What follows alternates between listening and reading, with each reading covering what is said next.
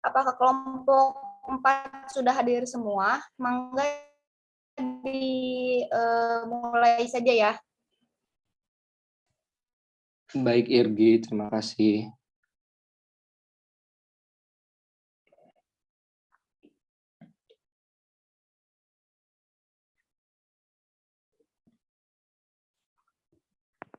Udah kan share screen-nya? Udah. Assalamualaikum warahmatullahi wabarakatuh.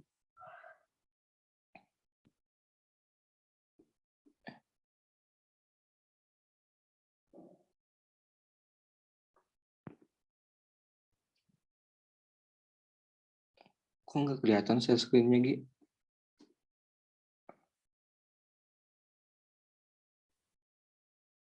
Oh, belum. Tapi di aku mau udah ada. Udah ada. Sinyal kayaknya kayak loading.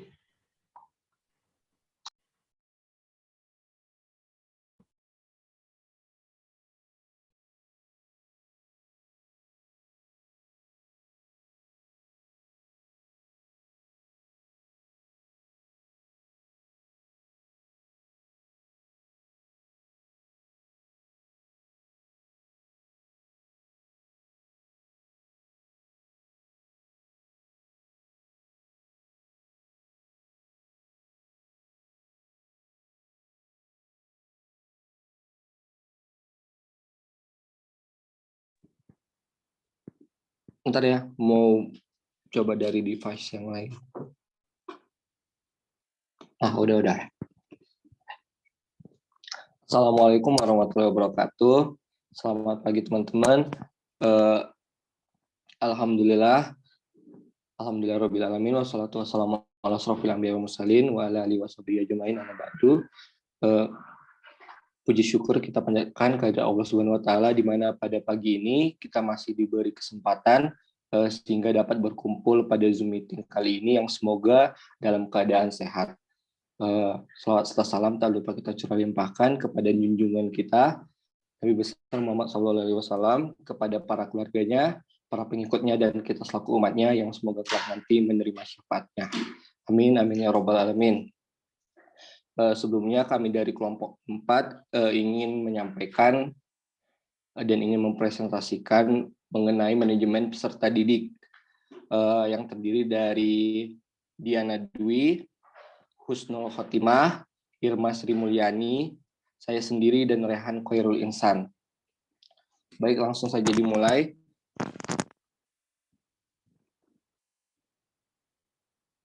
Yogi, slide-nya dong, next.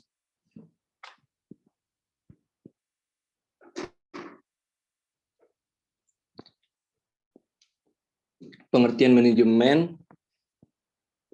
manajemen pengelolaan peserta didik. Salah satu bidang gerakan dari administrasi pendidikan di sekolah yaitu adanya pengelolaan peserta didik. Dalam hal ini pengelolaan peserta didik menurut beberapa ahli, salah satunya Hendayat Sutopo dan Wasti Sumanto, bahwasanya pengelolaan pendidikan adalah suatu penataan atau pengaturan segala aktivitas yang berkaitan dengan peserta didik, yaitu dari mulai masuknya peserta didik sampai dengan keluarnya peserta didik tersebut dari suatu sekolah atau suatu lembaga. Dengan demikian, pengelolaan peserta didik itu bukanlah dalam bentuk pencatatan atau pengelolaan data peserta didik saja, tetapi meliputi aspek yang lebih luas, yang secara operasional dapat dipergunakan untuk membantu kelancaran upaya pertumbuhan dan perkembangan peserta didik melalui proses pendidikan di sekolah. Selanjutnya dijelaskan oleh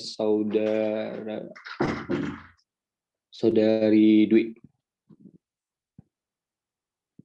Baik, saya akan menjelaskan mengenai rekrutmen peserta didik. Rekrutmen peserta didik di suatu lembaga pendidikan itu pada hakikatnya merupakan proses pencarian, menentukan, dan menarik peserta yang mampu menjadi peserta didik di sekolah yang bersangkutan. Jadi dalam hal ini tuh seperti kayak PPDB gitu, penerimaan peserta didik baru. Nah, untuk melaksanakan rekrutmen peserta didik itu diperlukan pembentukan panitia penerimaan siswa baru yang terdiri dari semua semua unsur guru, baik itu dari tata usaha maupun dewan sekolah atau komite sekolah, di mana panitia itu tuh bertugas untuk mengelola pendaftaran calon siswa dan mengadakan seleksi menerima pendaftaran kembali siswa yang diterima. Kemudian ada pendaftaran peserta didik yang kemudian ada pengumuman penerimaan peserta didik baru yang dilakukan secara terbuka. Dalam hal ini tuh biasanya dalam bentuk brosur atau pamflet. Jadi dalam brosur tersebut tuh berisi tentang informasi lengkap, baik itu mengenai sekolahnya, penghargaan-penghargaan yang diterimanya, dan yang paling terpenting yaitu ada jadwal pendaftarannya. Jadi dimulai dari tanggal berapa sampai tanggal berapa, tanggal segini tuh ngapain aja, misalnya dari tanggal segini sampai tanggal segini, itu tuh adanya pendaftaran, kemudian ada seleksi, kemudian ada pengumuman yang dilakukan pada tanggal segini gitu. Di brosur itu tuh ada kayak gitu. Nah, terus di brosur juga terdapat cara pendaftarannya. Cara pendaftarannya itu misalnya dengan siswa harus datang ke sekolah dengan membawa persyaratan-persyaratan yang telah ditentukan. Nah, syarat-syaratnya itu tuh dapat berupa fotokopi ijazah, fotokopi KK, fotokopi akta, dan lain sebagainya. Nah, dalam brosur juga itu terdapat tempat-tempat di mana peserta didik itu melakukan pendaftaran dan menerima pengumuman hasil seleksi. Nah, kemudian selain itu ada juga seleksi peserta didik. Seleksi peserta didik ini merupakan kegiatan pemilihan calon peserta didik untuk menentukan diterima atau tidaknya calon peserta didik tersebut agar menjadi peserta didik di sekolah yang bersangkutan. Nah, untuk melakukan seleksi peserta didik ini dapat dilakukan dengan berbagai cara. Misalnya yang pertama yaitu dengan melalui ujian atau tes. Kemudian yang kedua itu bisa dengan melalui penelusuran bakat kemampuan yang dimilikinya. Dan yang ketiga itu bisa dengan nilai ujian akhir nasionalnya.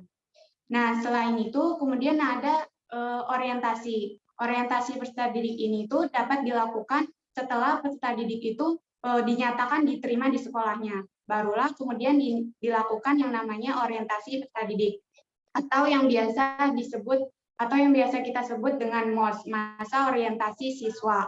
Hal ini tuh dilakukan dengan tujuan untuk mengenalkan suatu kondisi atau situasi sekolah kepada peserta didik baru itu. Nah, kemudian agar peserta didik itu dapat merasa terbiasa gitu, merasa mengetahui tentang sekolah barunya itu. Nah, selain itu juga dengan adanya orientasi itu, peserta didik itu dapat berpartisipasi aktif gitu dalam kegiatan yang diselenggarakan oleh sekolahnya. Kemudian dengan adanya presentasi juga peserta didik itu dapat mengerti dan dapat mentaati segala peraturan yang berlaku di sekolahnya itu. Nah, serta dengan adanya orientasi juga peserta didik itu dapat siap gitu dalam menghadapi lingkungan yang barunya, sehingga yaitu merasa betah dalam melakukan proses pembelajaran yang ada di sekolahnya. Mungkin itu saja yang dapat saya sampaikan, kurangnya mohon maaf. Selanjutnya akan dilanjutkan oleh rekan saya.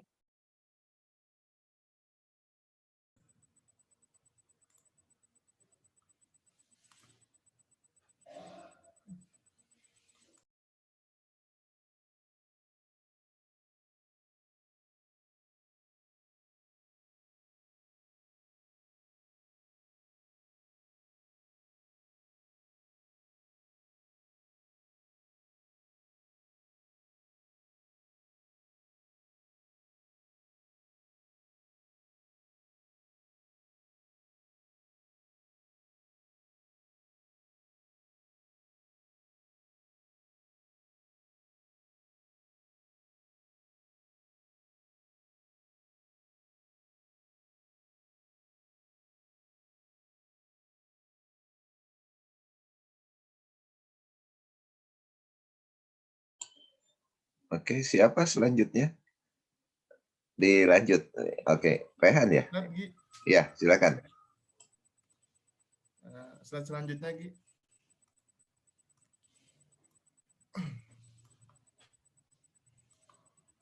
Nah, baik, bismillahirrahmanirrahim. Saya Ran Korod Insan. Di sini saya akan menjelaskan mengenai materi manajemen pengelolaan peserta didik, yaitu penempatan peserta didik. Sebelum peserta didik yang telah diterima mengikuti kegiatan belajar, terlebih dahulu perlu ditempatkan dan dikelompokkan dalam kelompok belajarnya. Menurut William A. Jaeger, yang perlu diperhatikan dalam pengelompokan belajar yaitu yang pertama ada fungsi integrasi, yaitu dalam pengelompokan peserta didik menurut umur, jenis kelamin, dan sebagainya. Dan yang kedua itu ada fungsi perbedaan, yaitu dalam pengelompokan peserta didik berdasarkan pada perbedaan individu. Misalnya itu perbedaan dilihat dari kemampuan bakatnya, kemampuan akademik yang dia tahu dalam suatu pelajaran, atau minat dia dalam suatu pelajaran, dan lain sebagainya. Maksud dari pengertian menurut William A. Jaeger ini, dari pengelompokan bukan dimaksudkan untuk mengotak-atikkan atau membeda-bedakan peserta didik, melainkan justru membantu mereka peserta didik agar dapat berkembang seoptimal mungkin. Selanjutnya,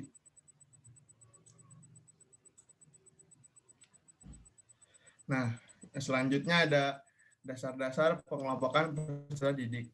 Dasar-dasar pengelompokan peserta didik ada 5 macam, yaitu yang pertama ada friendship grouping, yaitu pengelompokan peserta didik berdasarkan kesukaan di dalam memilih teman, diantaranya peserta didik itu sendiri.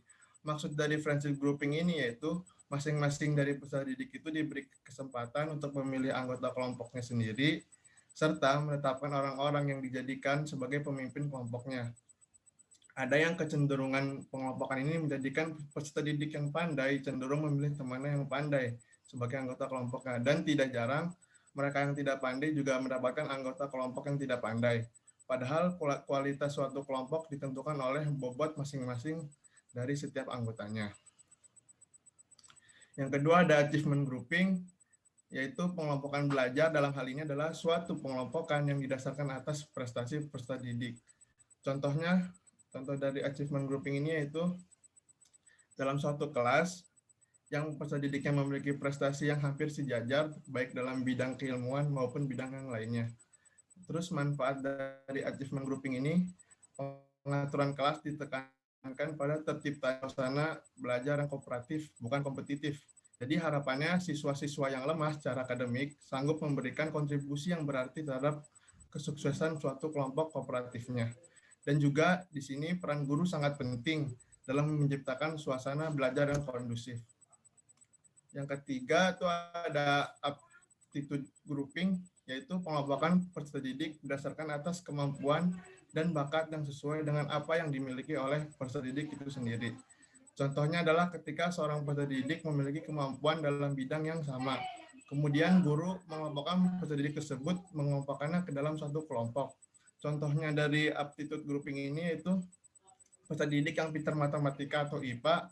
Nah, jadi mereka itu tuh disatukan dalam suatu kelompok yang sama sesuai dengan bidangnya masing-masing.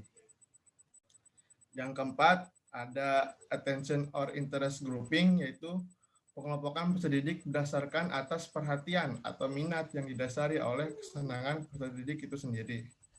Jadi pengelompokannya demikian dilakukan oleh karena tidak semua peserta didik yang berbakat mengenai sesuatu yang sekaligus meminatinya, dan tidak juga semua peserta didik yang mampu sesuatu juga meminatinya. Contohnya itu seorang peserta didik yang memiliki bakat dalam bidang olahraga sepak bola, tetapi ia tidak memiliki minat pada olahraga sepak bola itu. Jika dikelompokkan dalam kelompok sepak bola, maka akan menghambat perkembangan peserta didik tersebut. Dan yang terakhir ada intelligence grouping, yaitu pengelompokan yang berdasarkan atas hasil tes intelijensi yang diberikan kepada peserta didik. Yang dimaksud dengan tes intelijensi adalah tes yang menunjukkan nilai IQ seseorang.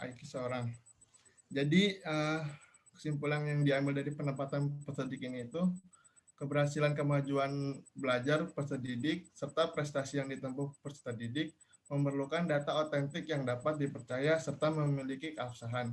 Karena kemajuan peserta didik merupakan faktor yang sangat vital bagi kebutuhan perkembangan berlangsungnya proses pendidikan. Dan juga tinggi rendahnya kualitas pendidikan juga dipengaruhi oleh beberapa faktor. Salah satu faktornya yaitu penilaian yang dilakukan oleh para guru atau lembaga kependidikan. Berarti pula bahwa penilaian menurut keobjektifan dari penilaian itu sendiri. Jadi guru sebagai Pendidik berperan penting dalam kemajuan peserta didik dan juga pelayanan proses pembelajaran dalam suatu kelas. Mungkin itu saja yang bisa saya sampaikan. Selanjutnya akan disampaikan oleh teman saya.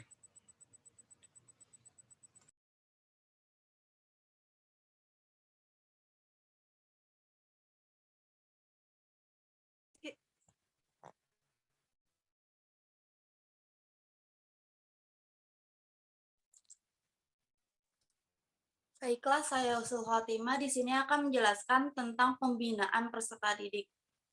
Salah satu tujuan pendidikan adalah menghasilkan para lulusan yang berkualitas tinggi. Tinggi rendahnya kualitas pendidikan dipengaruhi oleh beberapa faktor. Salah satu faktor pengaruh tersebut adalah penilaian yang dilakukan oleh para guru atau lembaga. Berarti pula bahwa penilaian menurut keobjektifan dari penilai. Nah, maka dari ini pembinaan peserta didik sangat diperlukan untuk mencapai tujuan pendidikan tersebut. Ada Irgi, slide selanjutnya tolong.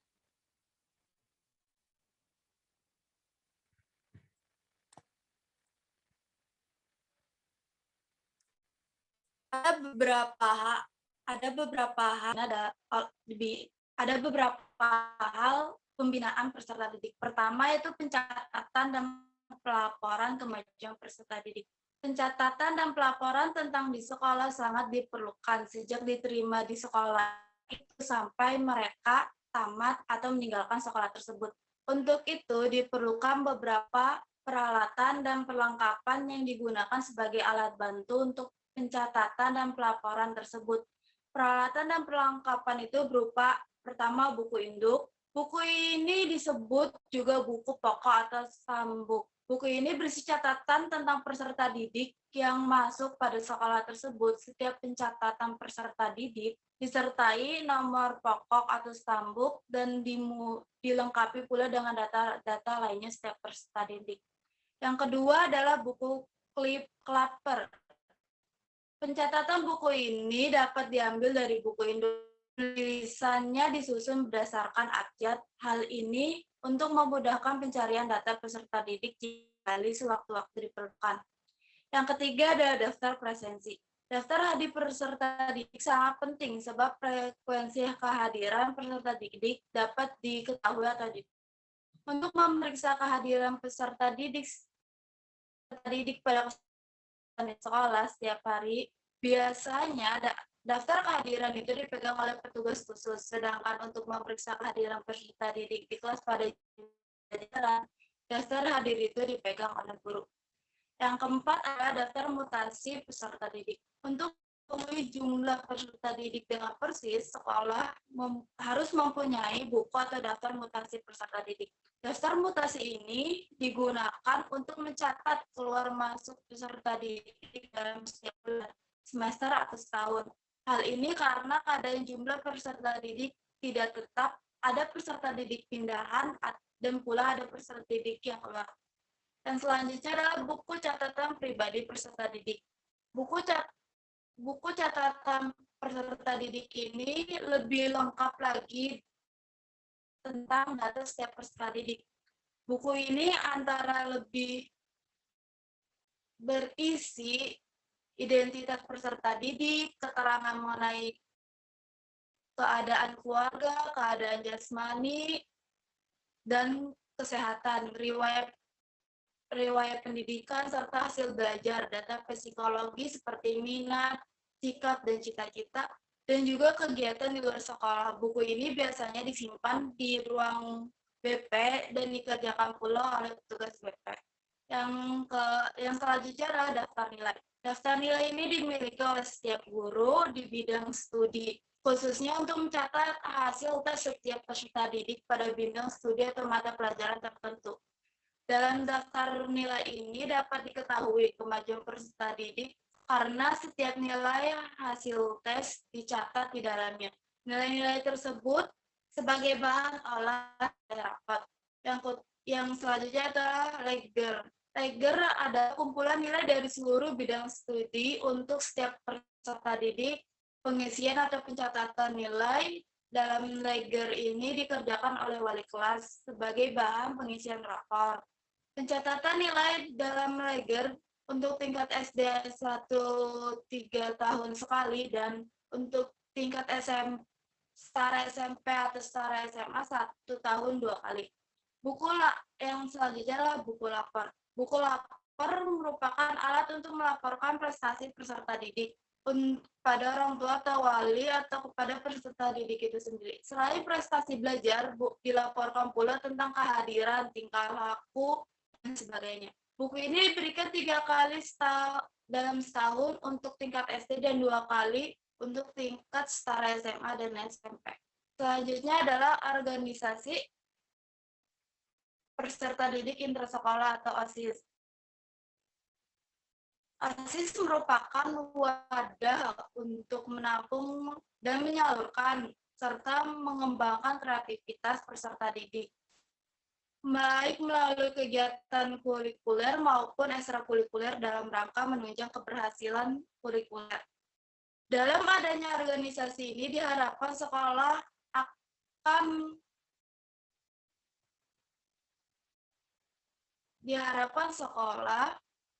bisa memberikan lingkungan dengan suasana belajar mengajar yang efektif dan efisien untuk tergambar dalam hubungan harmonis antara guru dan peserta didik dan peserta didik, begitu pula dengan guru dan guru, antara peserta didik dengan orang tua. Adapun tujuan OSIS ini adalah agar peserta didik bertakwa kepada Tuhan Yang Maha Esa sesuai dengan tujuan pendidikan nasional, mampu menjunjung tinggi kebudayaan nasional, dan mampu menghadapi pengaruh yang datang di luar yang dapat merusak atau bertentangan dengan kepribadian Indonesia. Yang ketiga adalah dapat meningkatkan persepsi, apresiasi, dan kreasi seni yang merupakan dasar pembentukan kepribadian dan budi pekerti. Yang keempat, dapat menumbuhkan dan membina sikap berbangsa, bernegara, dan serta mampu memelihara nilai-nilai 45. Yang melakukan pembinaan OSIS adalah kepala sekolah, dibantu oleh guru-guru dan pembina OSIS yang telah ditunjuk oleh kepala sekolah, yaitu pembantu kepala sekolah urusan kejiwaan. Selanjutnya ada struktur OSIS. Kita semua sudah tahu struktur OSIS itu yang pertama ada paling atas adalah kepala sekolah, lalu dilanjutkan oleh wakil kepala sekolah, dan selanjutnya adalah guru atau tenaga pendidikan, dan selanjutnya adalah perwakilan kelas, dan terakhir ada pengurus. Syarat pengurus OSIS. Yang pertama adalah mengerti budi pekerti yang baik dan sopan santun terhadap orang tua, guru-guru, teman-teman peserta didik. Yang kedua, memiliki bakat sebagai pemimpin. Yang ketiga, memiliki inisiatif yang tinggi, kemampuan dan pengetahuan yang memadai, dapat mengatur waktu sebaik-baiknya sehingga pekerjaan tidak terganggu. Keempat, dicalonkan oleh perwakilan kelas lain, dan yang terakhir adalah khusus untuk ketua OSIS setara SMA ditambahkan dengan rata mempunyai kemampuan berpikir yang jernih, mengenal wawasan mengenai kondisi yang sedang dihadapi bangsanya, dan punya pergaulan yang luas serta disiplin yang tinggi. Perincian tugas perangkat organisasi. Pembina bertugas untuk bertanggung jawab atas seluruh pengelolaan dan pengembangan OSIS di sekolah atau kursus yang dipimpinnya, mengesahkan keanggotaan perwakilan kelas dan surat-surat keputusan kepala sekolah atau kursus yang bersangkutan, mengesahkan pelantikan pengurus OSIS dengan surat keputusan sekolah atau kursus yang bersangkutan, mengesahkan anggaran rumah tangga dan program kerja OSIS, mendirikan menghadiri setiap rapat-rapat OSIS, dan mengadakan evaluasi terhadap pelaksanaan tugas pengurus OSIS. Yang kedua, perwakilan kelas. Perwakilan kelas mewakili kelasnya dalam rapat perwakilan kelas, mengajukan usul untuk dijadikan program OSIS, memilih pengurus OSIS dari daftar calon yang telah disiapkan, mengajukan calon pengurus OSIS berdasarkan rapat, menilai laporan pertanggungjawaban OSIS pada akhir masa jabatannya, mempertanggungjawabkan segala tugas kepada kepala sekolah atau kursus selaku ketua pembina MP4. Pengurus OSIS bertugas untuk menyusun dan melaksanakan program kerja sesuai dengan anggaran dasar dan anggaran rumah tangga OSIS serta dan dari perwakilan kelas. Yang kedua adalah selalu menjunjung tinggi nama baik, kehormatan, martabat sekolah atau kursus tempat mereka. Yang ketiga adalah menyampaikan laporan pertanggungjawaban rapat perwakilan kelas pada akhir masa jabatannya. Yang selanjutnya adalah layanan khusus yang menunjang kelancaran pengelolaan peserta didik. Pertama adalah bimbingan di sekolah. Pelaksanaan pendidikan di sekolah perlu melibatkan 3 komponen pokok: program instruksi yang baik, administrasi yang lancar, bimbingan yang terarah, serta adanya sarana prasarana yang memadai, baik secara teoritis maupun berdasarkan kenyataan yang ada di lapangan. Pelaksanaan bimbingan di sekolah bervariasi. Di sekolah dasar dilaksanakan secara terpadu, inklusif dalam kegiatan sekolah secara keseluruhan. Di sekolah lanjutan dilaksanakan secara paralel, ditangani oleh staf khusus sebagai pembimbing. Di perguruan tinggi layanan bimbingan dilaksanakan di laboratorium khusus bimbingan dan ada pula yang dilaksanakan di luar lembaga yang bersangkutan. Fungsi bimbingan di sekolah ada 3. Fungsi menyalurkan, yaitu membantu peserta didik dalam memilih jenis sekolah lanjutannya, memilih program, memilih lapangan kerja sesuai dengan bakat, minat, kemampuan, dan cita-cita. Yang kedua adalah fungsi adaptasi, yaitu membantu guru atau tenaga edukatif lainnya untuk menyesuaikan program pengajaran dengan minat, kemampuan, cita-cita peserta didik. Yang selanjutnya, fungsi menyesuaikan atau membantu peserta didik dalam menyesuaikan dengan bakat, minat, dan kemampuan untuk mencapai perkembangan optimal. Selanjutnya yaitu ada perpustakaan sekolah. Perpustakaan sekolah merupakan peringkat perlengkapan peserta didik dalam mencapai tujuan umum pendidikan nasional. Tujuan perpustakaan sekolah adalah mengembangkan minat, kemampuan, dan kebiasaan membaca, khususnya serta mendayagunakan budaya tulisan. Yang kedua adalah mendidik peserta didik agar mampu memelihara dan memanfaatkan bahan pustaka secara efektif dan efisien. Yang ketiga, meletakkan dasar kerah belajar mandiri. Yang keempat, menumpuk bakat dan minat. Yang kelima adalah mengembangkan kemampuan untuk memecah masalah yang dihadapi dalam kehidupan sehari-hari atas usaha dan tanggung jawab sendiri. Selanjutnya ada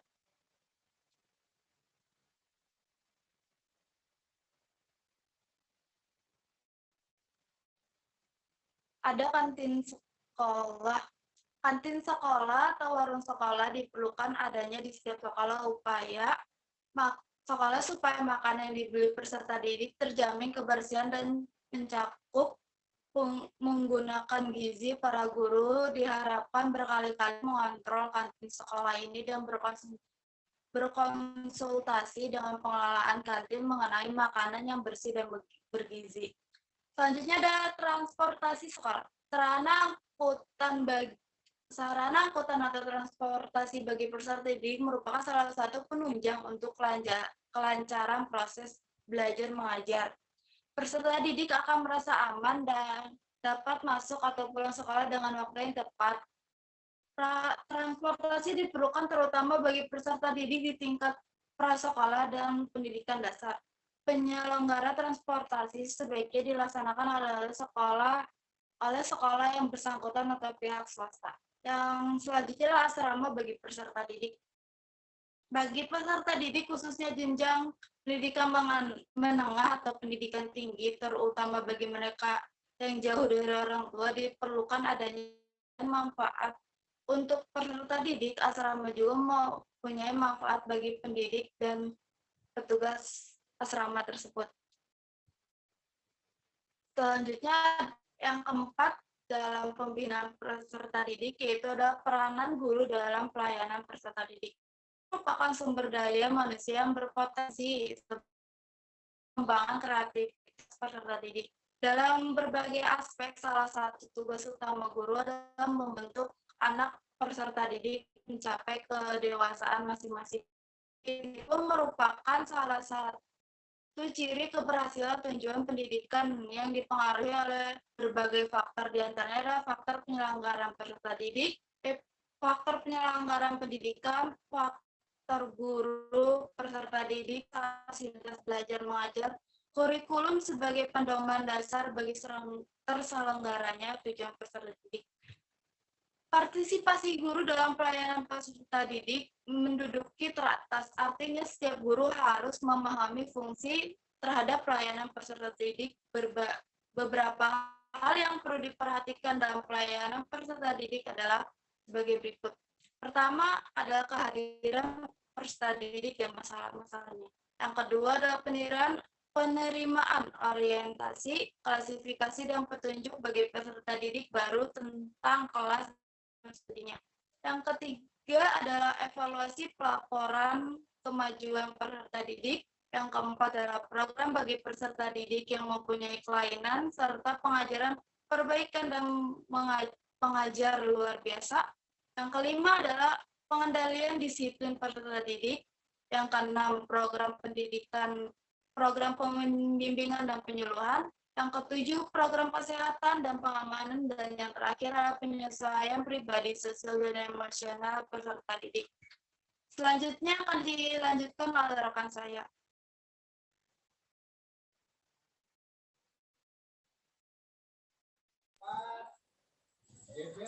Irgi untuk slide selanjutnya.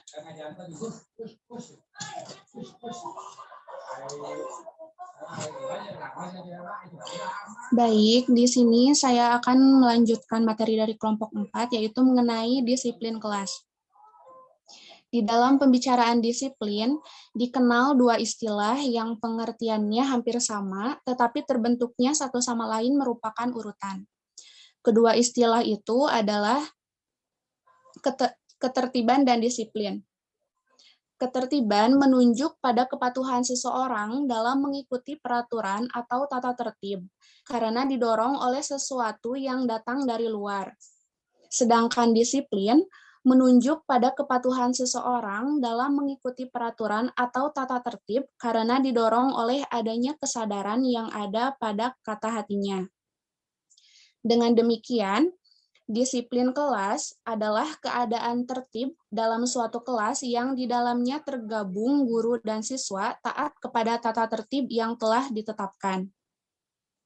Dengan disiplin, para mahasiswa bersedia untuk tunduk dan mengikuti peraturan tertentu dan menjauhi larangan tertentu. Kesediaan semacam ini harus dipelajari dan harus secara sabar diterima dalam rangka memelihara kepentingan bersama atau memelihara kelancaran tugas-tugas dari sekolah. Satu keuntungan lain dari adanya disiplin adalah siswa belajar hidup dengan pembiasaan yang baik, positif, dan bermanfaat bagi dirinya dan lingkungannya.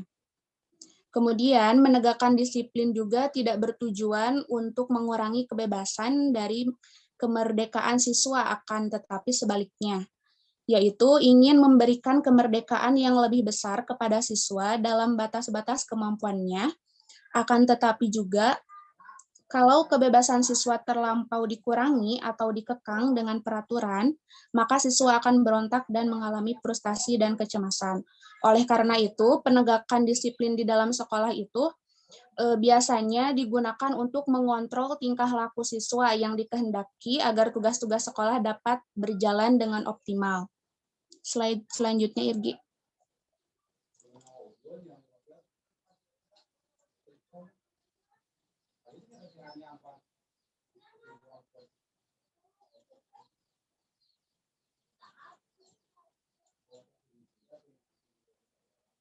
Irgi, slide selanjutnya.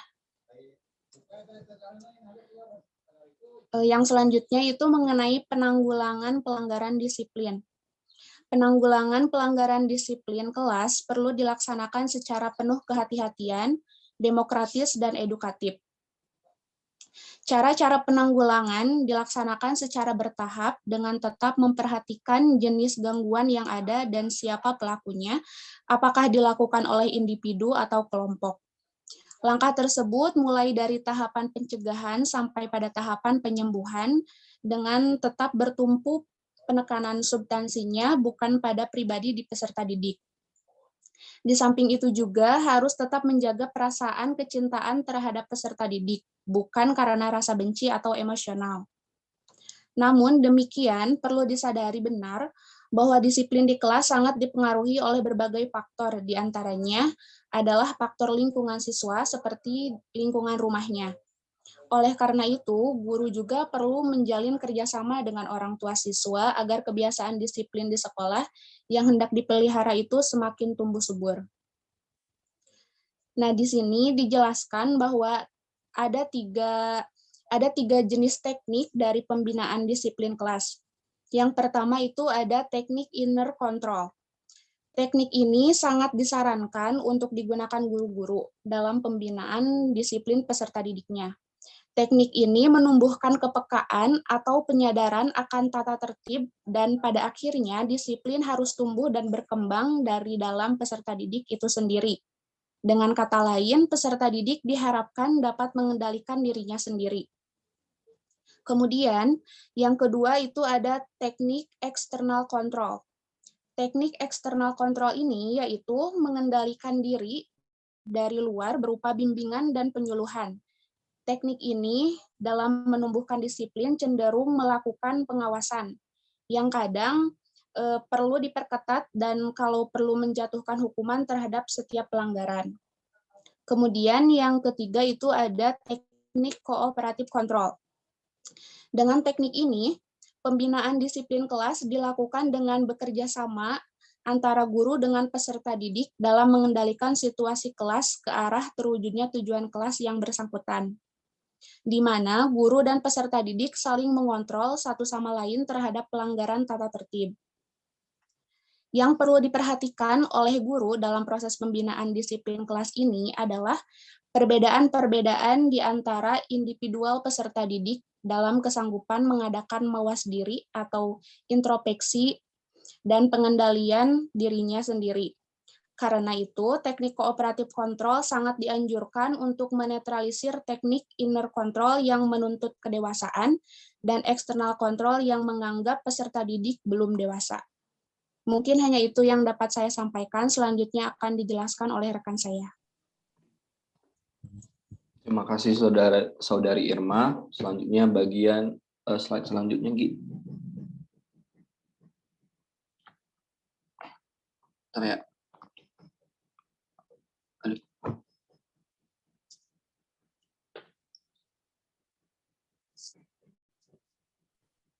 Udah muncul belum, Pak?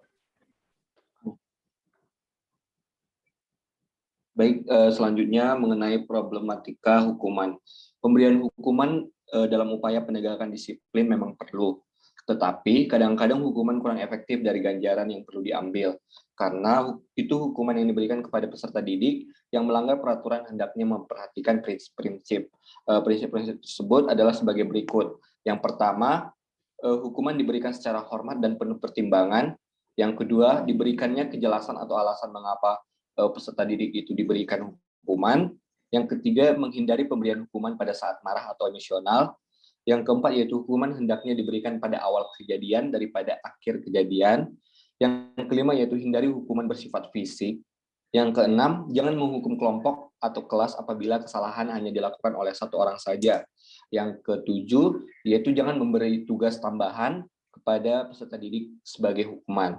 Yang kedelapan itu yakini bahwa hukuman sesuai dengan kesalahan yang peserta didik lakukan.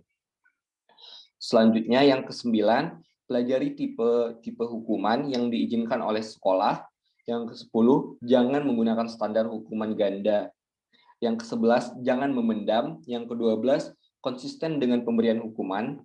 Yang ke-13, jangan mengancam dengan ketidakmungkinan. Yang terakhir yaitu jangan memberi hukuman berdasarkan selera.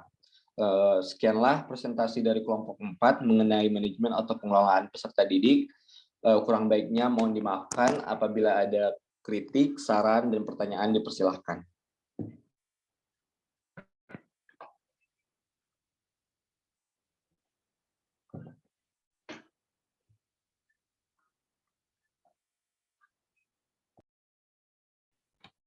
Saya Kai boleh bertanya.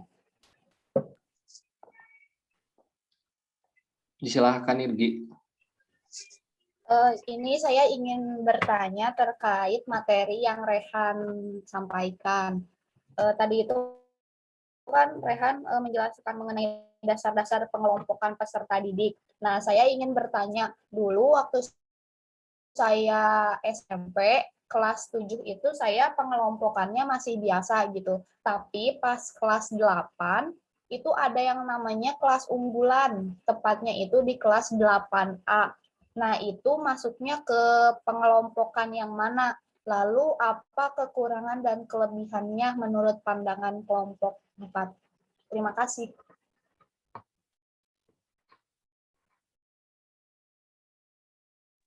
Baik, terima kasih saudari Irgi atas pertanyaannya.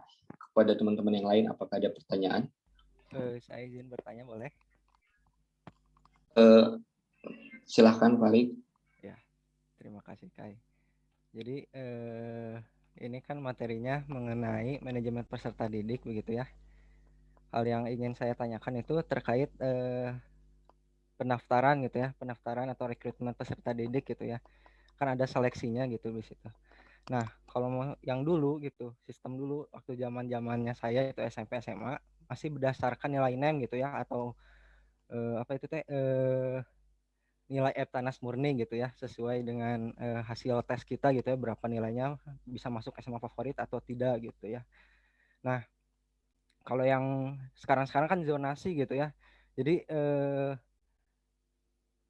ya zonasi begitu ya. Jadi siswa-siswa itu disaring atau diseleksi berdasarkan selain nilai EBTANAS murninya atau NEM-nya gitu, tapi yang paling utama adalah jaraknya gitu ya. Jadi kalau dulu mah selamat datang siswa-siswa terbaik terpilih gitu ya. Kalau sekarang mah selamat datang siswa-siswa terdekat terpilih gitu ya. Jadi isinya itu anak-anak ibu kantin, ibu RT, Pak RT begitu yang dekat-dekat sekolahnya gitu. Nah, saya prihatin gitu akan hal itu karena apa? Karena adik saya juga mengalami hal tersebut gitu ya. Adik saya tahun kemarin 2 tahun yang lalu gitu mendapatkan hasil gitu ya, nilai EBTANAS murninya lumayan cukup baik gitu ya, menengah yang bagus lah gitu. Tapi sayangnya di dekat rumah saya itu sekolah negeri itu agak cukup jauh begitu ya, sekitaran 6 km lebih lah begitu. Dan sangat disayangkan gitu saat pendaftaran mau pilihan 1 ataupun pilihan 2 itu tidak ada yang diterima gitu ya di SMP negeri gitu. Ya karena jalur zonasi tersebut begitu ya. Nah, yang ingin saya tanyakan, memang begitu sebuah sistem penerimaan ada kelebihan ada kekurangannya, namun menurut kelompok kalian lebih cocok dan lebih bagus yang mana berdasarkan apa ya, keadilan lah begitu. Menurut kalian bagaimana gitu? Apakah sistem yang murni menurut nilai EBTANAS-nya begitu ya, atau yang berdasarkan zonasi begitu? Terima kasih. Kai, saya ingin bertanya. Baik, terima kasih ke saudara Farid atas pertanyaannya. Dipersilahkan kepada saudari Inka untuk bertanya. Baik, terima kasih. Nah, saya ingin bertanya mengenai hukuman di sekolah. Kan hukuman itu biasanya diberikan kepada murid-murid yang nakal ya. Terutama biasanya adanya di kelas hantu gitu ya, murid-murid yang nakalnya itu. Terus biasanya itu hukuman yang diberikan paling berat itu kan skorsing ya. Skorsing ya. Nah, tapi dari yang saya lihat pribadi gitu, ada beberapa teman saya yang pernah diskorsing zaman SMA, tapi itu tidak memberikan efek jera sedikit pun gitu. Nah, sedangkan pihak sekolah tidak bisa memberikan hukuman yang lebih berat daripada skorsing karena memikirkan hak-hak dari siswanya dan juga memikirkan apa sih kayak pandangan dari orang tua dan juga orang eksternal dari sekolah gitu. Nah, menurut kelompok sendiri, apa sih yang harus dilakukan oleh pihak sekolah untuk bisa memberikan kedisiplinan yang diharapkan gitu, dengan tetap memperhatikan hal-hal eksternal dari luar sekolah, biar tetap bagus gitu nama baik sekolah. Terima kasih. Baik, terima kasih Saudari Inka atas pertanyaannya. Dari teman-teman yang lain, apakah ada pertanyaan?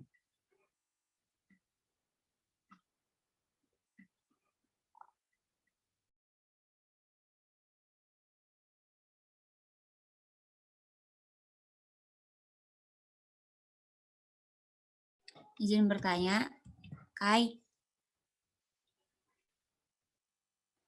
Iya, Saudari Anggi, dipersilahkan. Terdengar? Terdengar. Jadi tadi kan sudah dibahas mengenai pengelolaan peserta didik, manajemen pengelolaan peserta didik. Nah, menurut teman-teman kelompok itu seberapa penting sih urgensi pengelolaan peserta didik? Terus apa sih menurut teman-teman yang pas gitu pengelolaan peserta didik di masa yang akan datang gitu, yang bukan masa-masa sekarang? Gitu aja sih. Pengen tahu pandangannya aja. Ya. Baik, terima kasih Saudari Anggi atas pertanyaannya. Ya. Dari teman yang lain adakah pertanyaan?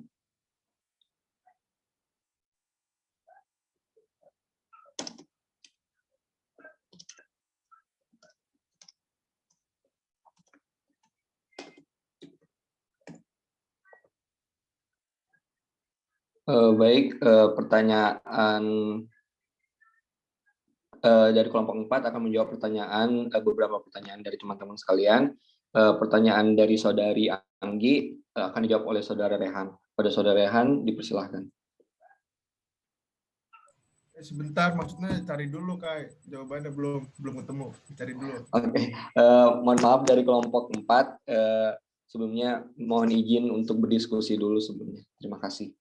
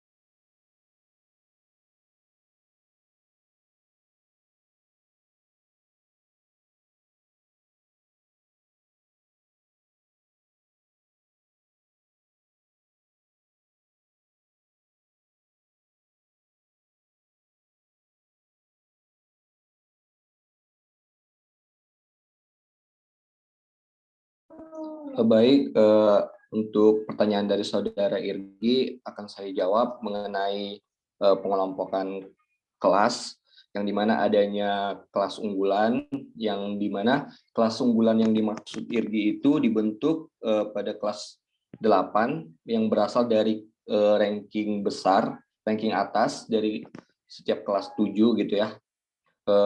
Dari pengalaman saya yang waktu kelas 2 SMA di SMA, pengelompokan kelas ini menurut saya efektif dan tepat untuk digunakan di suatu sekolah dikarenakan apa?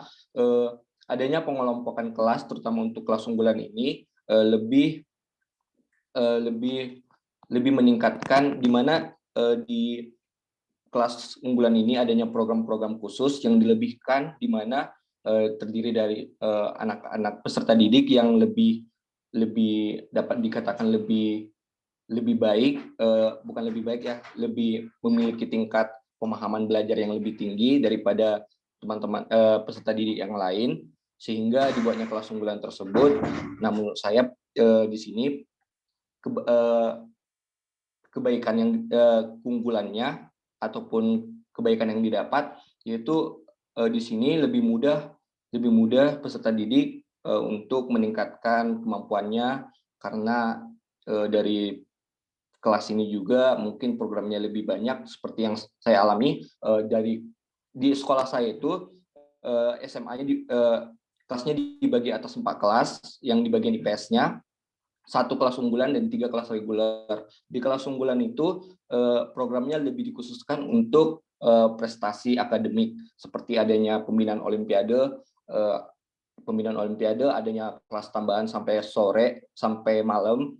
Terus ada lagi program-program kayak ujian tiap minggu, kayak tryout gitu juga dimulai dari kelas 2 dan program lainnya. Nah, sedangkan kelas-kelas yang di reguler itu lebih difokuskan kepada bidang non-akademik, tetapi juga nggak memungkinkan juga, ada juga kemungkinan dari kelas unggulan untuk mengembangkan prestasinya di bidang non-akademik juga. Nah, untuk kelebihan dan kekurangannya, sama-sama ada kelebihan dan kekurangan. Mungkin juga dari kelas reguler ada yang memiliki prestasi di bidang akademik juga. Sekian Saudari Irgi. Apabila ada tambahan, apabila ada kurangnya, tambahan dari teman-teman yang lain dipersilahkan. Izin menambahkan ya, yang dari jawaban Kai, pertanyaan dari Irgi.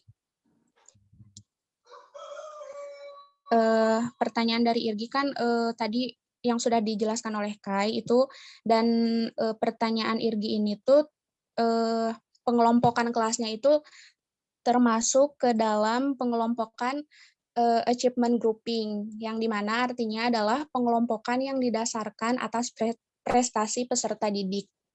Nah, menurut pengalaman yang saya rasakan juga, saya pernah masuk kelas unggulan waktu SD, itu waktu pas kelas 5, di mana si kelas itu tuh dibagi 2 kelas, yaitu yang pertama ada kelas A dan kelas B. Nah, yang kelas unggulan itu berada di kelas B, yang dimana si peserta didiknya itu merupakan peserta didik yang mempunyai ranking di kelas itu dari ranking 1 sampai 20 kalau nggak salah.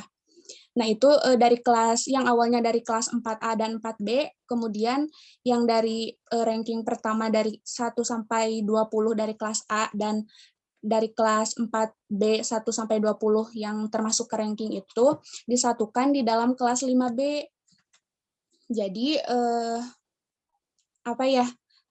pengelompokan ini tuh ditujukan untuk lebih menonjolkan dan untuk lebih kan kalau misalkan di SD tuh banyak perlombaan-perlombaan yang diikuti ya. Nah, waktu itu tuh khususnya di kelas 5 tuh dikhususkan untuk mengikuti ajang-ajang perlombaan. Nah, di mana perlombaan itu tuh siswanya harus emang dikhususkan untuk yang memiliki prestasi yang lebih kayak gitu. Terus kelebihan dari dari kelas unggulan ini tuh kayak kalau misalnya si siswanya itu lebih diperhatikan. Kemudian si pengajar juga lebih memperhatikan dan lebih mengkhususkan si peserta didik itu untuk lebih baik daripada kelas yang lainnya kayak gitu. Terus kalau misalkan untuk kekurangannya tuh kayak kalau misalkan sempat ya teman saya itu nggak masuk ke kelas B yang kelas unggulan itu sempat ngomong katanya kayak ngerasa dikucilkan kayak gitu loh. Terus merasa ada kesenjangan, terus merasa dibedakan antara kelas 5A sama kelas 5B kayak gitu. Lebih ke pengalaman saya sih. Gimana Irgi?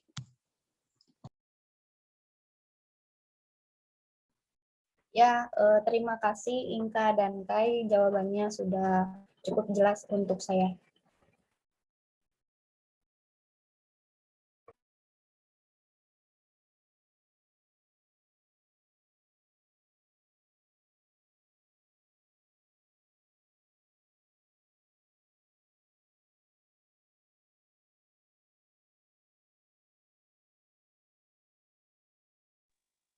Kai mau jawab pertanyaannya Farid, Kai. Dipersilahkan, Diana. Tadi pertanyaannya Farid itu intinya manakah yang lebih baik menurut kelompok, apakah sistem zonasi ataukah dengan sistem nilai Eptanas atau NEM. Begitu kan Farid? Iya, begitu. Nah, menurut kelompok kami, jika ditanya manakah yang lebih baik antara kedua sistem itu, sistem zonasi atau sistem nilai, jawabannya ialah lebih baik dengan menggunakan sistem nilai. Karena dengan menggunakan sistem nilai itu terasa lebih adil gitu. Tidak adanya batasan. Dalam hal ini batasannya itu kan tadi berdasarkan jarak antara rumah ke sekolah. Jadi kelihatannya itu dengan menggunakan sistem nilai itu lebih murni gitu, dengan menggunakan nilai gitu, karena dari situ tuh bisa dilihat kemampuan yang dimiliki oleh peserta didiknya. Dan juga apabila menggunakan sistem zonasi itu menurut kelompok kami itu kelihatannya agak kurang adil gitu, karena siswa yang kelihatannya mampu dalam akademiknya itu jadi bisa terkalahkan gitu dengan siswa yang dekat jaraknya dengan sekolah gitu, meskipun siswa yang jaraknya dekat dengan sekolah ini tuh ya bisa dikatakan nggak lebih baik gitu dari siswa yang jauh jaraknya dari sekolah gitu. Jadi dalam hal ini tuh sistem zonasi itu dapat menghambat gitu bagi siswa yang dapat dikatakan mampu untuk memasuki sekolah yang dituju. Begitu Farid. Itu Ya, pendapat setuju. dari Izin menambahi Saudara Farid, sebelumnya pertanyaan dari Saudara Farid itu sistem penerimaan yang mana yang baik berdasarkan yang ada ya gitu. Mungkin dari kelompok 4 tidak mungkin dari kelompok 4 ada strategi seleksi itu di Indonesia terdiri atas 3. Yang pertama itu ada seleksi berdasarkan daftar nilai EPTA murni atau DANEM. Yang kedua itu ada seleksi berdasarkan penelusuran minat dan bakat, minat dan kemampuan atau PMDK, dan yang terakhir itu ada seleksi penerimaan berdasarkan tes masuk. Nah, menurut dari kelompok 4, di suatu sekolah itu nggak hanya melakukan strategi seleksi penerimaan peserta didik dengan satu cara saja, tidak hanya dengan satu seleksi saja, tetapi sepertinya ada pembagian seperti 50% untuk sistem zonasi, 30% untuk sistem PMDK, dan 20%-nya ada strategi seleksi strategi tes masuk seperti ujian tulis seperti itu. Jadi kalau untuk yang lebih baik berdasarkan beberapa aspek yang sudah dijelaskan Saudari Diana tadi, dari kelompok 4 lebih memilih lebih banyaknya diterima peserta didik diterimanya melalui seleksi penerimaan berdasarkan nilai EPTA murni, dan sisanya itu berdasarkan minat dan kemampuan peserta didik ataupun prestasi yang didapat seperti sertifikat atau penghargaan yang lain yang akan disampaikan di portofolio itu atau berdasarkan seleksinya, dan ada juga yang tes masuk pakai tes tulis. Begitu saudara Fari. Apabila ada yang ingin ditanyakan, silahkan. Baik, izin menambahkan. Oke. Dikit aja. Baik, saudara Riki dipersilahkan. Ya, barangkali kalau dari saya mungkin melihatnya dari kacamata yang berbeda, mungkin dari kelompok 4 menilai bahwa keadilan itu dilihat ketika sistem penerimaannya melalui nilai atau nilai UN Unlanas itu ya. Tapi kita juga harus paham gitu, mengapa pemerintah itu menerapkan sistem zonasi ini gitu. Dan pemerintah pun sampai mengatakan bahwa memang manfaat dari sistem zonasi ini tidak bisa dirasakan secara langsung gitu, memang ada prosesnya. Dan kita pun harus paham kenapa pemerintah ini menerapkan sistem zonasi gitu ya. Salah satunya adalah sistem zonasi ini sudah diterapkan di berbagai negara gitu, dan contohnya adalah Jepang, Korea, dan Australia itu sudah menerapkan sistem zonasi gitu. Dan Malaysia pun sudah mulai saat ini menerapkan sistem zonasi gitu. Memang pada saat awalnya negara-negara tersebut juga tidak langsung sempurna dalam menjalankan sistem zonasi gitu. Dan dan alasannya kenapa ada sistem zonasi ini adalah untuk pemerataan pembangunan gitu. Intinya itu adalah pemerataan pendidikan gitu. Diharapkan nantinya tidak ada lagi pembedaan antara sekolah favorit dan sekolah buangan, dan ini menjadi stigma yang buruk gitu ketika memang ada yang namanya sekolah favorit dan juga sekolah buangan gitu. Jadi harapan pemerintah itu semua sekolah itu harus menjadi sekolah favorit, dan itu menjadi PR kita ke depannya gitu. Baik bagi pemerintah dan juga kita sebagai calon pendidik ke depannya. Dan juga pada saat adanya sekolah favorit dan sekolah buangan gitu ya, di sekolah favorit itu pasti ada ya praktik curang gitu yang namanya seperti jual beli bangku atau titip anak pejabat, suka ada seperti itu ya. Dan dengan adanya zonasi pun itu bisa meminimalisir gitu adanya praktik curang seperti itu kan. Buat apa gitu kan masukin titip ini gitu kan kalau sistemnya zonasi gitu kan. Barangkali seperti itu. Jadi kita diskusinya bisa dua arah gitu ya, tidak hanya dari sisi nilai atau zonasi gitu. Jadi kita paham gitu. Baik, terima kasih Saudara Riki sudah menambahkan berdasarkan pandangan dari sistem zonasi. Bagaimana Saudara Kai Farid? mau nambahin, Kai? Oh, boleh. Fitriana, dipersilahkan. Ya, aku mau izin menambahkan, aku setuju sih sama pendapatnya Riki mengenai sistem zonasi, dan aku pun setuju gitu dengan sistem zonasi ini tuh untuk pemerataan akses pada layanan pendidikan gitu. Sedikit menambahkan gitu, sebenarnya dengan zonasi ini tuh gitu mencegah penumpukan sumber daya manusia yang berkualitas itu hanya dalam satu wilayah gitu. Jadi ya yang berkualitas tuh harus tersebar gitu, jangan ada di satu wilayah aja.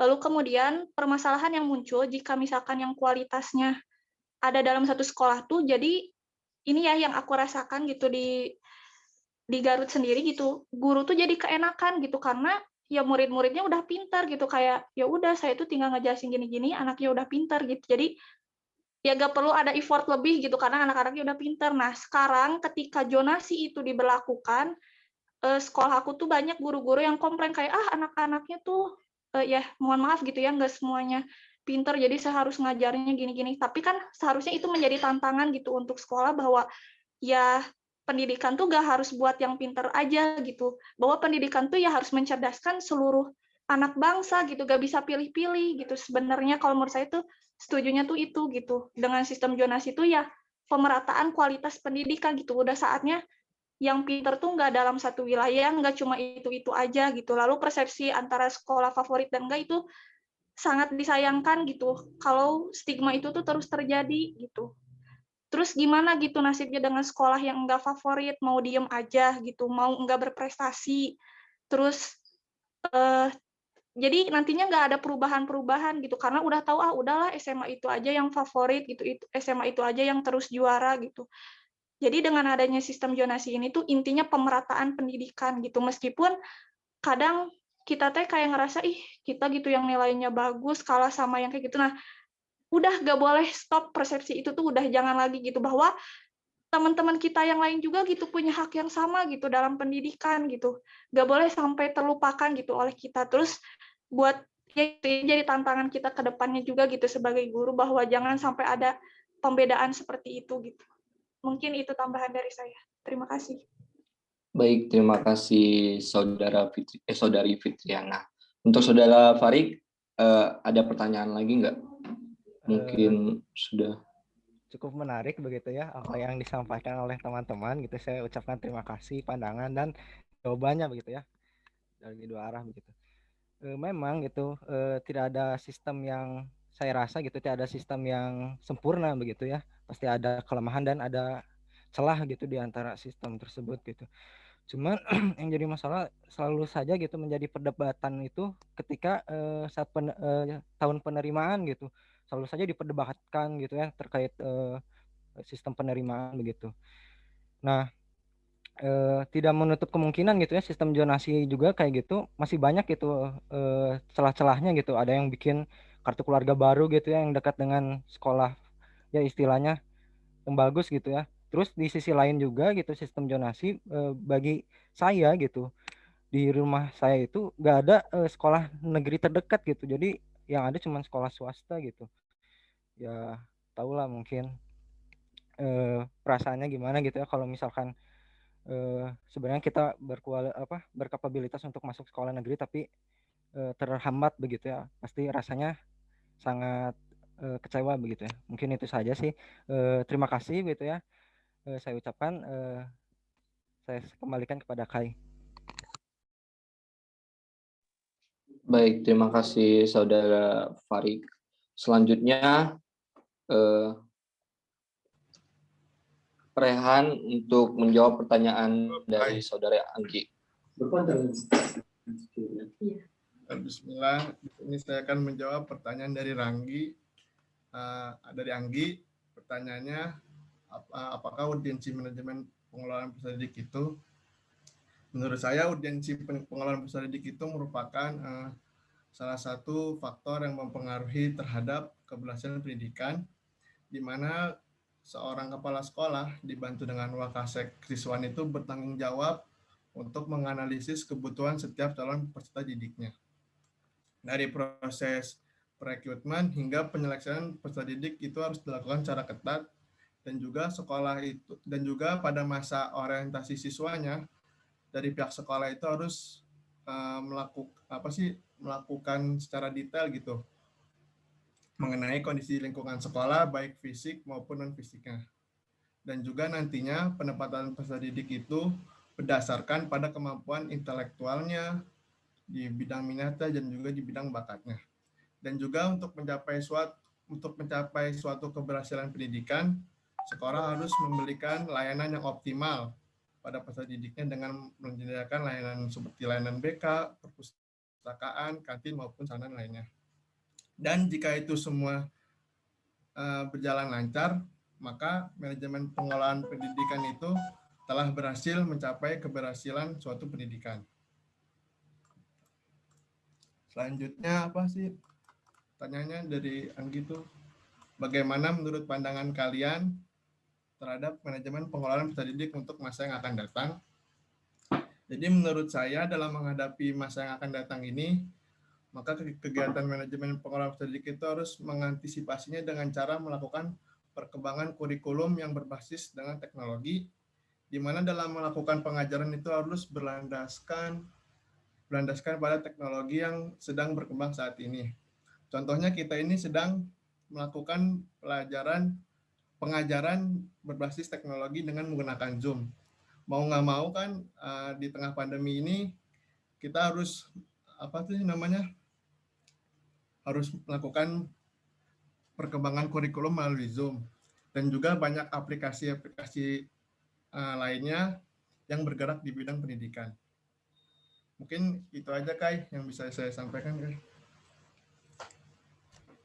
Baik, terima kasih Saudara Rehan atas pertanyaannya. Untuk Saudari Anggi, apakah ada pertanyaan? Mungkin ada yang mau disanggah? Jelas, tapi mau nanya lagi, Kai, sedikit aja. Ya, jadi kan setiap guru atau dosen gitu, tenaga pendidik lah, udah belajar hal yang sama nih kayak kita sebagai mahasiswa pendidikan gitu, pas kuliah gitu kan. Terus kenapa pas mereka udah ngajar nih, udah jadi dosen, udah jadi guru, mereka tuh punya cara ngajar yang beda-beda gitu. Apakah itu emang balik lagi ke kepribadian masing-masing gitu kalau ngajar atau gimana? Jadi ada yang killer banget gitu, ada yang kita takut banget kalau ketemu dosen itu, ketemu guru itu gitu. Ada juga yang sangat menyenangkan gitu, walaupun belajar berjam-jam kita ngerasanya enak gitu, nyaman gitu. Itu kenapa sih bisa kayak gitu? Padahal kan mereka juga belajar hal yang sama gitu pas mereka kuliah, pas mereka belajar kuliah 1 S2 gitu. Kenapa? Menurut pandangan teman-teman. Gitu ya sih. Kasih. Terima kasih Saudari Anggi. Mungkin dari kelompok 4, kenapa ada beberapa, bukan sifat ya, kayak cara mengajar dari beberapa tenaga pendidik itu berbeda dari dosen-dosen yang lain atau dari tenaga pendidik yang lain. Mungkin kalau kita juga dihadapkan sama sesuatu hal yang mungkin dilakukan secara terus-menerus tanpa adanya hal-hal lain yang lebih menarik mungkin atau lebih yang menegangkan, bukankah kita sebagai peserta didik lebih ngerasa tidak bosan dan mungkin ada walaupun ada sedikit tekanan yang kita terima, tetapi kita dapat menerimanya. Di situ kita nggak hanya stuck di pengajaran yang di satu itu aja terus, seperti presentasi terus, mungkin ada dosen yang tenaga pendidik yang menggunakan cara lain, tidak presentasi gitu. Jadi kayak kita nggak dihadapkan sama satu hal aja gitu. Ya lebih efektif gitu mungkin peserta didik menerima pembelajaran. Menurut kelompok 4 begitu, Saudari Anggi.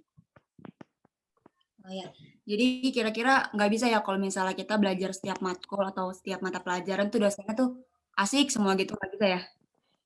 Kayaknya. Pengennya seru semua gitu, nggak bisa kayaknya ya. Itu mah tergantung cara dosennya masing-masing atau cara gurunya masing-masing kali ya. Benar-benar. Oke, makasih. Makasih kembali untuk pertanyaan Saudari Inka dari teman-teman kelompok 4, ada yang mau menjawab? Izin menjawab, Kai.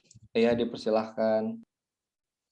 Jadi untuk pertanyaan dari Saudari Inka, kan pertanyaannya itu terkait hukuman yang diberikan oleh sekolah, hukuman apa yang bisa diberikan oleh sekolah untuk memberikan efek jera namun tetap memperhatikan hak dan juga citra sekolah. Di sini kita ambil contoh, misalnya seorang siswa atau pelajar itu melakukan melanggar tata tertib sekolah, misalnya terlambat hadir datang ke kelas. Nah, untuk memberikan efek jera kepada siswa tersebut, bisa saja seorang guru atau pengajar memberikan hukuman berupa cubitan atau pukulan. Nah, hal hukuman tersebut itu pasti akan membuat efek jera kepada peserta didiknya. Namun, hukuman seperti ini justru menurut saya itu tidak terdidik ya, tidak mencerminkan sebagai seorang pengajar. Justru ketika kita memberikan efek jera kepada siswa tersebut dengan memberikan hukuman berupa cubitan atau pukulan, malah si siswanya itu bukan ingin berubah, malah si siswa bisa saja melawan, terus si siswa juga akan merasa takut, kemudian kesal dengan guru, bahkan bisa saja siswa tersebut trauma. Jadi untuk memberikan hukuman yang bisa membuat efek jera kepada siswa itu sebaiknya ya menurut saya itu kayak bertahap. Kayak misalnya pertama-tama sebelum seorang guru itu memberikan hukuman kepada siswa tersebut, ya seorang guru harus bertanya kenapa dia terlambat datang ke sekolah, kemudian apa alasannya, terus kemudian kasih konsekuensi kalau misalnya nih 1 kali datang terlambat, ya udah dinasehatin, kemudian yang kedua ditegur kembali, kemudian nih ketika 3 kali berturut-turut telat, ya mungkin bisa jadi konsekuensinya disuruh untuk mengerjakan soal, bisa saja kan. Nah, kalau misalkan pemberian hukuman kayak gitu kan meskipun biasa saja, tapi kayak mendidik juga kayak gitu. Gimana Inka? Saya boleh menambahkan nggak, Irma? Iya, boleh Irgi. Kalau berbicara mengenai jera atau enggak jera, kayaknya setiap sekolah beda-beda gitu. Ada yang pakai hukuman ini, siswanya tuh jadi jera. Terus ada juga yang pakai hukuman yang sama di sekolah yang lain, bisa jadi gimana ya, siswanya tuh kayak biasa aja. Soalnya di sekolah saya dulu ya di SMA gitu, misalnya kalau kesiangan nih, kalau kesiangan tuh pertama tuh kayak dikumpulin dulu gitu di lapangan basket. Nah, abis itu kayak baca Asmaul Husna dulu, terus kayak nyanyi lagu Indonesia Raya dulu, terus ada tambahan lagi nih, ini kayak dites dulu tuh, dites surat-surat nih, kayak surat-surat di juz 30 tapi yang agak panjang-panjang. Nah, mungkin bagi beberapa orang ya, saya juga kan sering gitu ngobrol-ngobrol gitu sama teman-teman. Nah, kayak daripada dihukum gitunya haroream gitu, ya mending mentaati gitu. Jadi menurut saya mah kalau jera-jera kayaknya itu mah tergantung siswa-siswanya juga kalau menurut saya.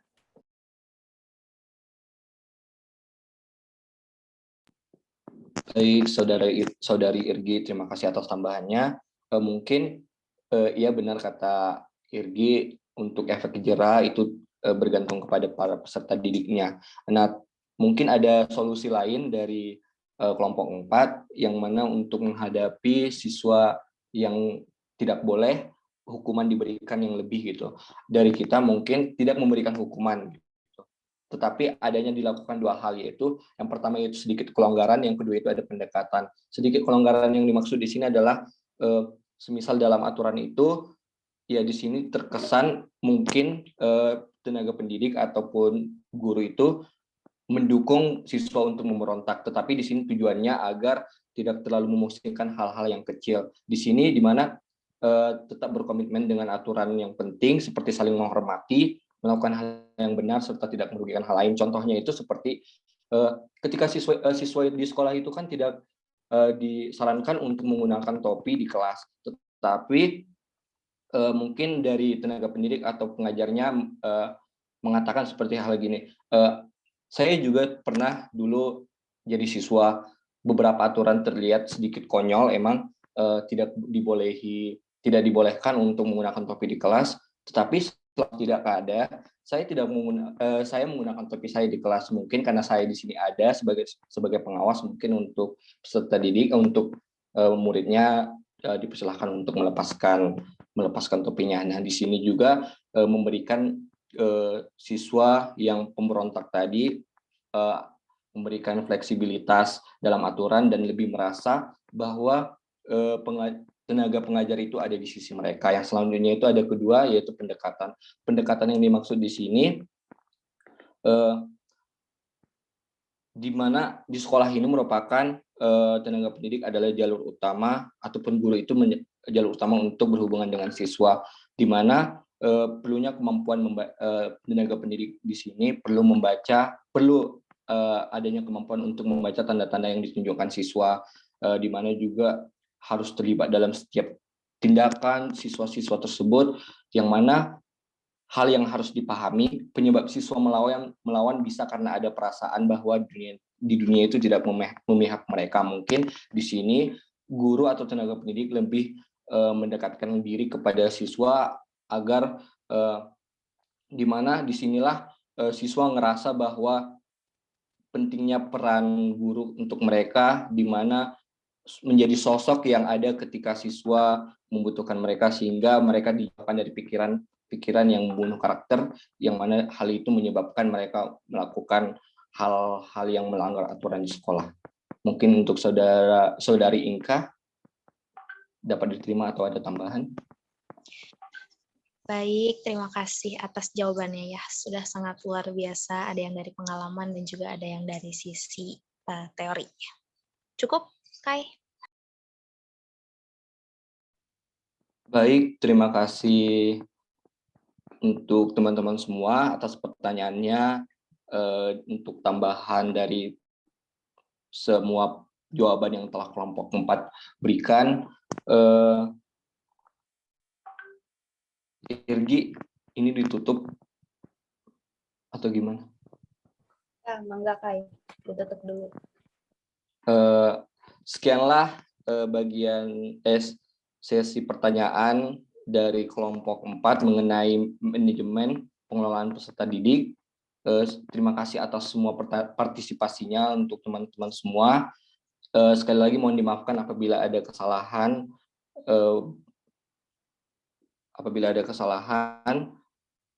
Kurang lebihnya bisa ditanyakan nanti. Semisal ada pertanyaan lain, bisa dipertanyakan lagi. Terima kasih. Baik, terima kasih ya kepada kelompok 4 yang sangat luar biasa gitu untuk menyajikan materi pada hari ini. Terima kasih juga kepada teman-teman yang sudah menambahkan atau juga bertanya. Saya kembalikan kepada Bapak.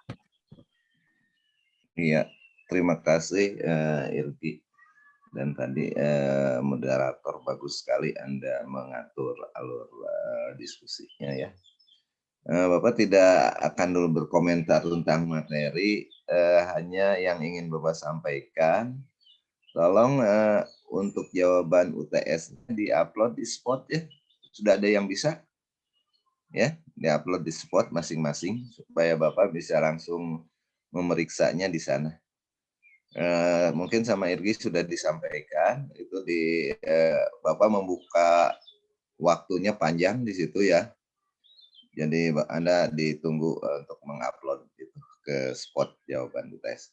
Itu saja yang ingin Bapak sampaikan hari ini. Nanti komen untuk diskusi kita kumpulkan mudah-mudahan pada pertemuan yang akan datang. Masih ada Irgi yang tampil, Gi? Masih ada, Pak. Berapa kelompok lagi, Gi? Ini baru 4 kelompok, berarti kurang lebih 6 kelompok lagi, Pak. Cukup nggak waktunya sampai akhir ini? Sekarang pertemuan 9, berarti kita masih ada pertemuan 7, Pak. Berarti 2 kelompok kayaknya digabung gitu? Iya. Nggak tahu, Pak. Dipanelkan yang kelompok 2 kelompok terakhir atau gimana, Gi?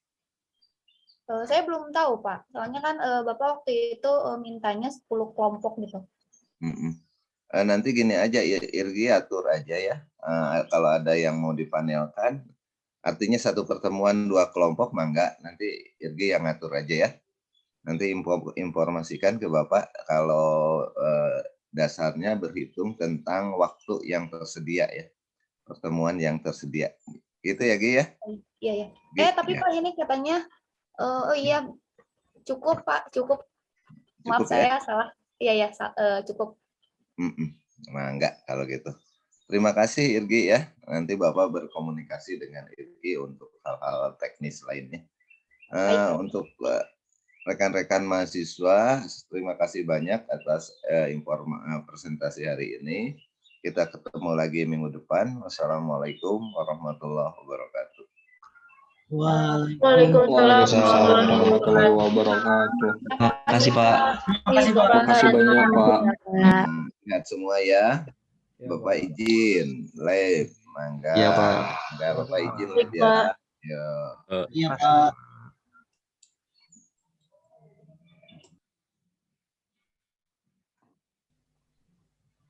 Ayo pindah Zoom. Pindah Zoom guys.